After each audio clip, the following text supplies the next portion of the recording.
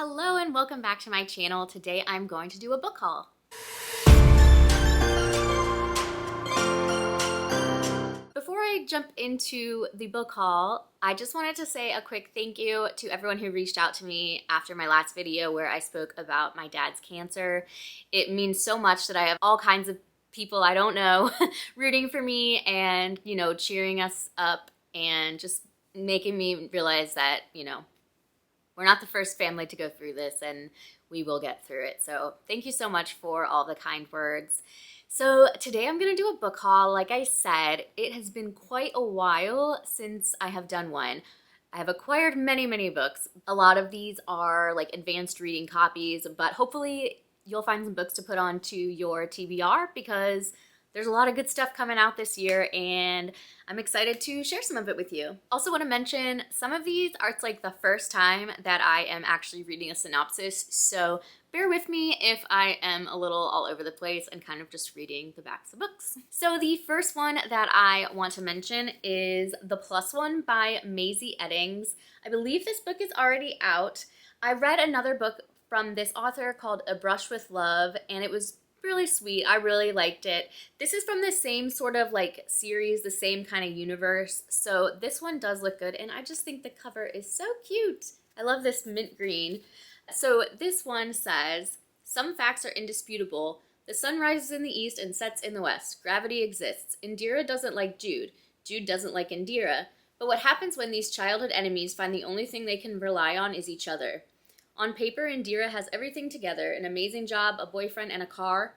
What more could a late 20-something ask for? But when she walks in on her boyfriend in an amorous embrace with a stranger, that perfect on paper image goes up in flames. Jude has nothing together, a doctor who spent the last 3 years traveling the world to treat emergencies and humanitarian crises. Jude struggles to adjust during a quick trip home for his best friend's wedding. Thrust into an elaborate and ridiculously drawn-out wedding event that's stressing Jude beyond belief and has Indira seeing her ex and his new girlfriend far more frequently than any human should endure. The duo strike a bargain to be each other's fake dates to this wedding from hell. The only problem is their forced proximity and fake displays of affection are starting to feel a bit real, and both are left grappling with the idea that a situation that couldn't be worse is made a little better with the other around.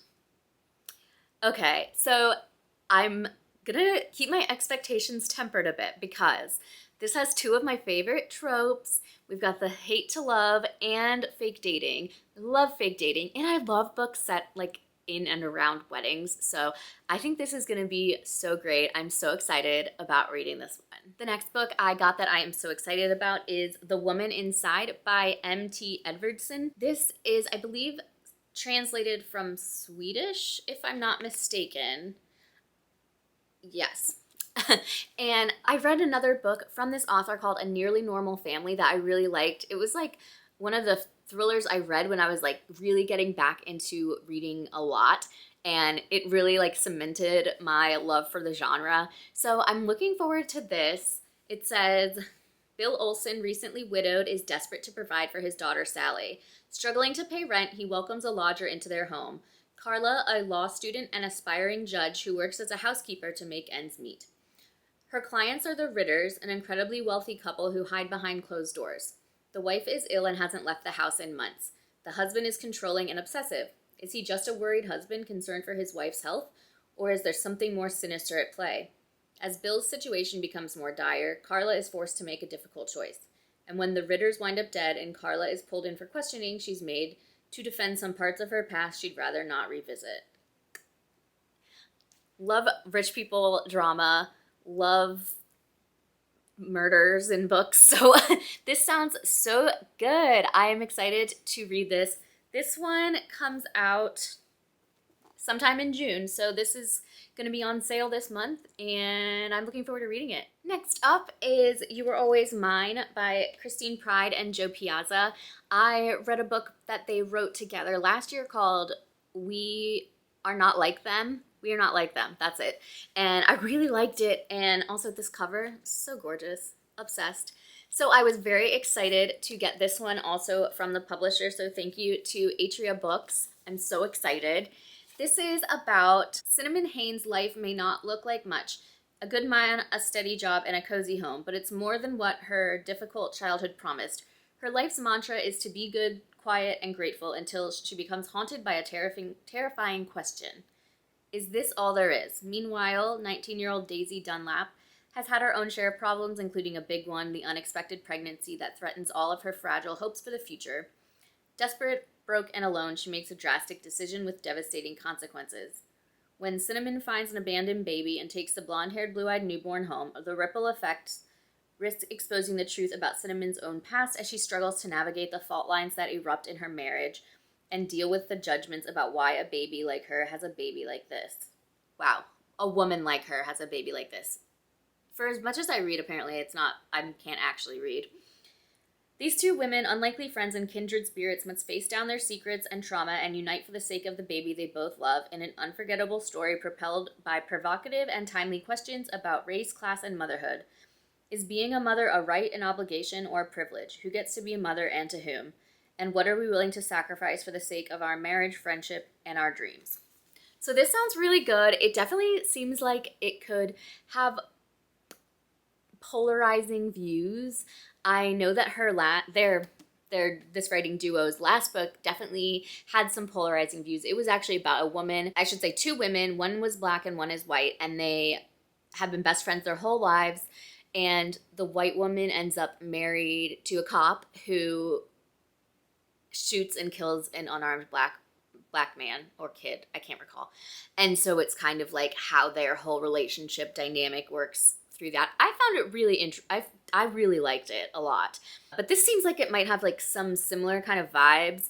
I don't know what the races of the characters are, but I'm sure, I also know this writing duo, one of them is black and one of them is white, and that they give a really interesting perspective, writing from two perspectives in the book, and then actually like having those perspectives, I guess, if that makes sense. But this sounds awesome. I'm really excited to read it, and it seems like it might have some commentary on like adoption and motherhood, which I have strong opinions about, I guess.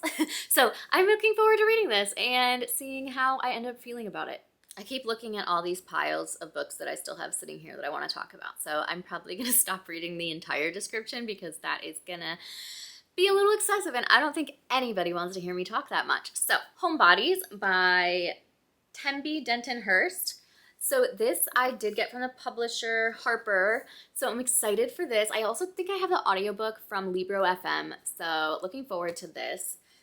I know this is about a woman who works in some media job. She has a girlfriend who she's very happy with and loves. And at one point, the main character basically gets fired and feels like it's unjustified. And so she writes like an open letter or something like that about the racism she's endured as a black woman in media.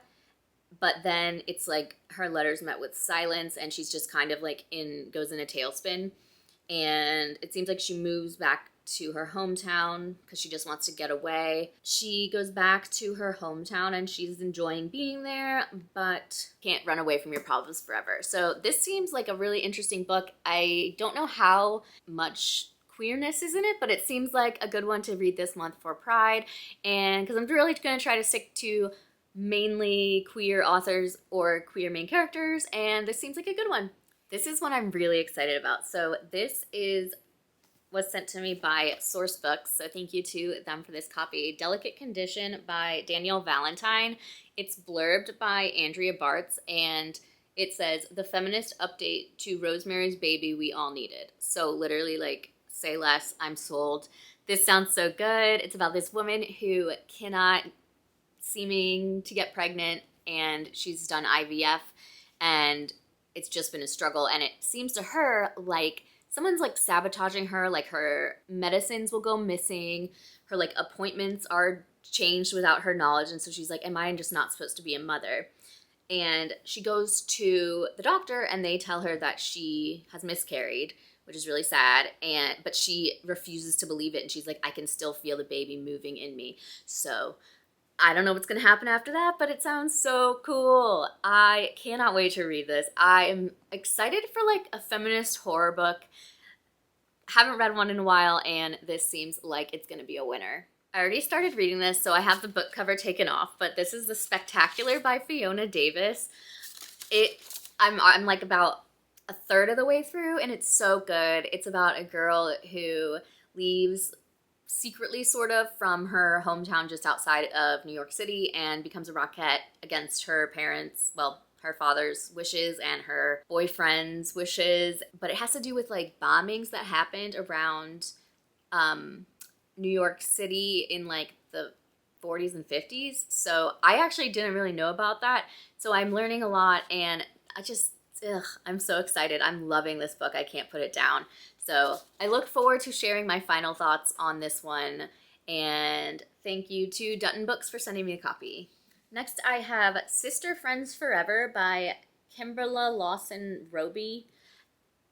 I don't actually know much about this at all, although I am a little confused because this is a paperback, and I saw this at Barnes & Noble the other day in hardcover. And I feel like books, when they're first coming out, they either come out in paperback or hardcover, not both, but whatever. It doesn't matter. This is just about a group of women that have been friends for a long time, since they were kids. I think it's kind of just a slice of life, sort of, about their lives together. Some of them are like going through rough times, and it seems like a kind of nice friendshipy drama. I'm looking forward to it because I love this kind of book. Next up, I have Do Tell by Lindsay Lynch. This also is an advanced copy. This comes out in July, so keep a lookout for this. So this is a sort of historical fiction as well.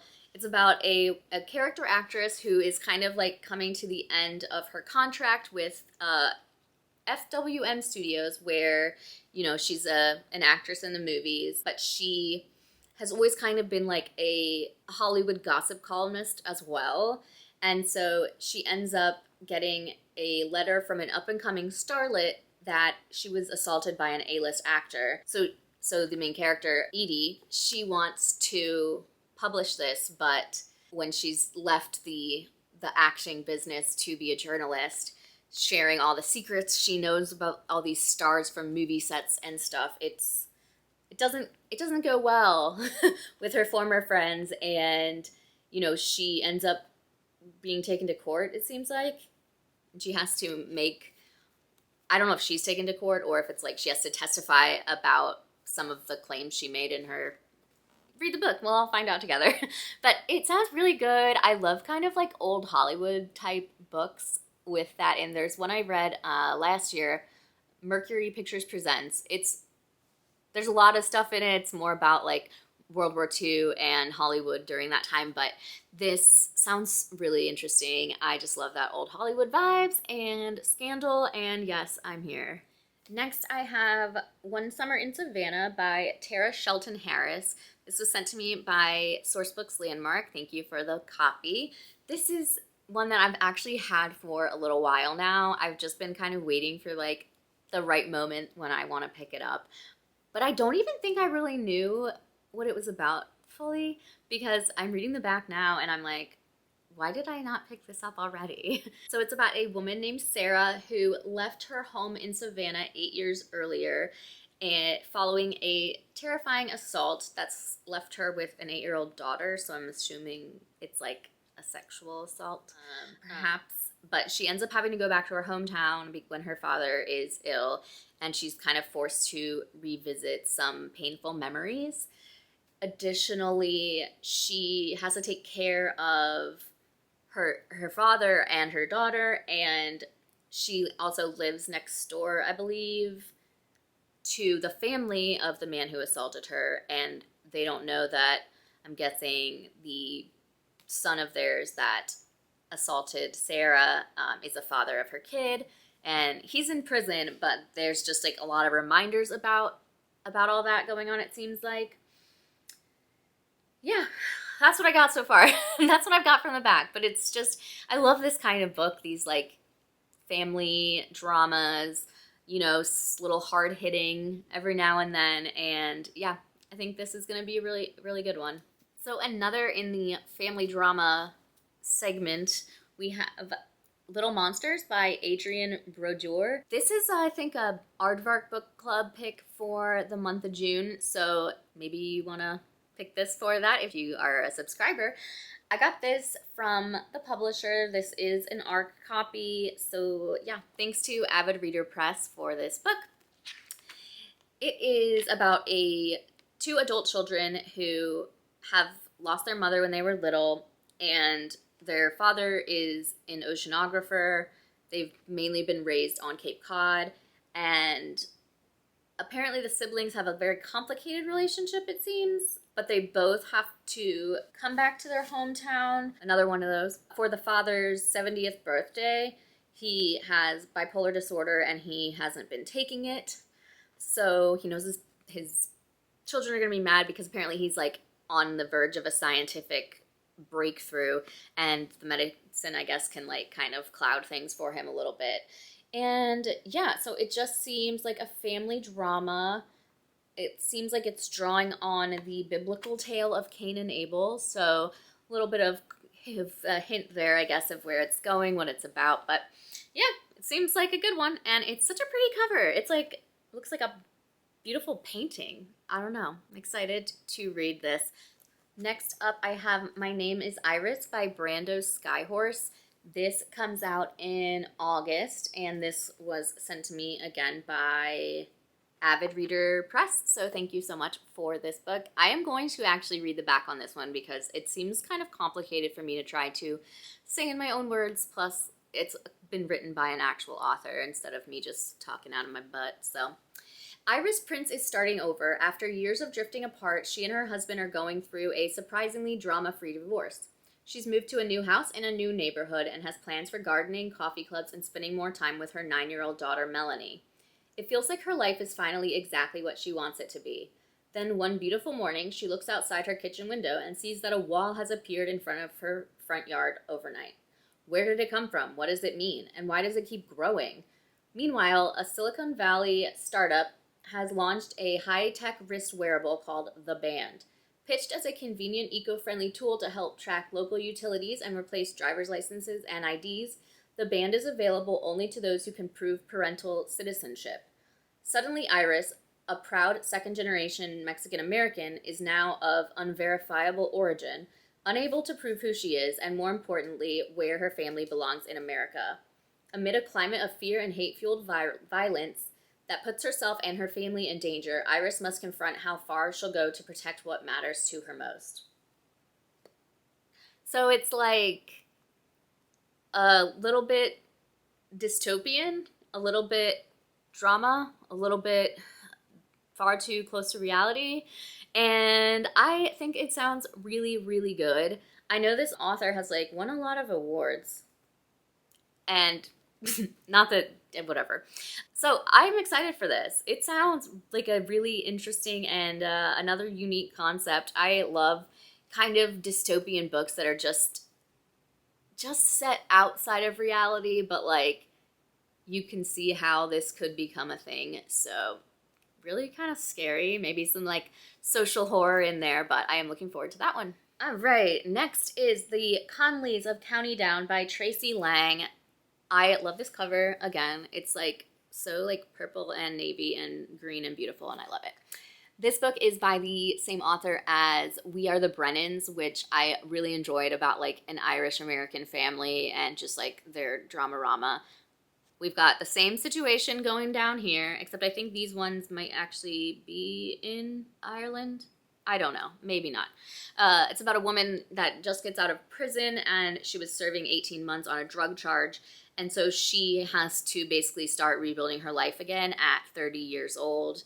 And since she has no money or anything, she ends up going to live with her siblings, and things become complicated, I guess. And the cop who put Tara in prison, Tara's the main character, I guess, keeps just like showing up at her house, maybe trying to bust her on something else.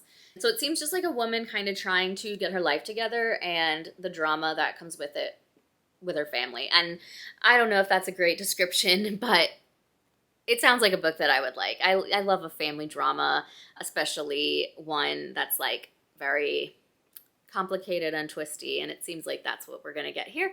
So I am very much looking forward to this one from Celadon Books. Thank you so much for the gifted copy.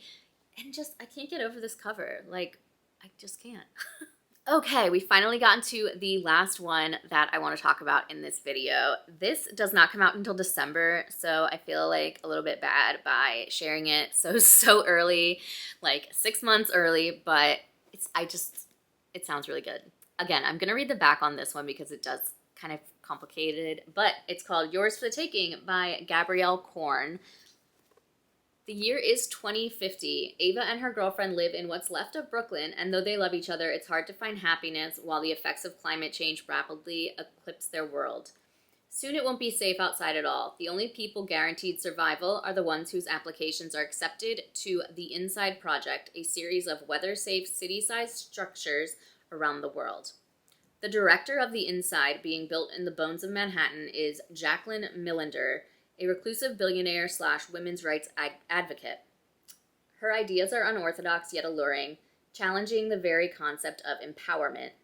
Shelby, a business major from a working class family, is drawn to Jacqueline's promises of power and impact. When she lands a job as Jacqueline's personal assistant, she's swept into the glamorous world of corporatized feminism. Also drawn into Jacqueline's orbit is Olympia, who Jacqueline recruits to run the health department Inside. The more Olympia learns about the project, though, the more she realizes there's something else at play. As Ava, Olympia, and Shelby start to notice the cracks in the system, Jacqueline tightens her grip, becoming increasingly dangerous in what she is willing to do and who she is willing to sacrifice to keep her dream alive. So we got some more dystopian stuff going on. Definitely, like, what are they calling these? Like climate thrillers? No. I don't know. If I remember it or I can find it, I'll like put it on the screen because there's a word for what my cat just went crazy across the room. Got them zoomies. Anyways, I think this sounds really, really good. Yeah, I need to remember that word because it's like totally escaping me right now. But yeah, like a little bit dystopian and spooky and creepy and I'm looking forward to it. I feel like I've just keep saying those same exact phrases over and over, but that's like how it always goes for me when I do hauls and TBRs. I don't know. I just can't think of another way to phrase it, but thank you so much for watching this. It was long and I still have more books that I haven't even hauled, but I thought that was enough for this video. If you liked this, give it a thumbs up, and if you are new here, I would love it if you would subscribe. Once again, thanks for watching, and I will see you in the next one. Bye!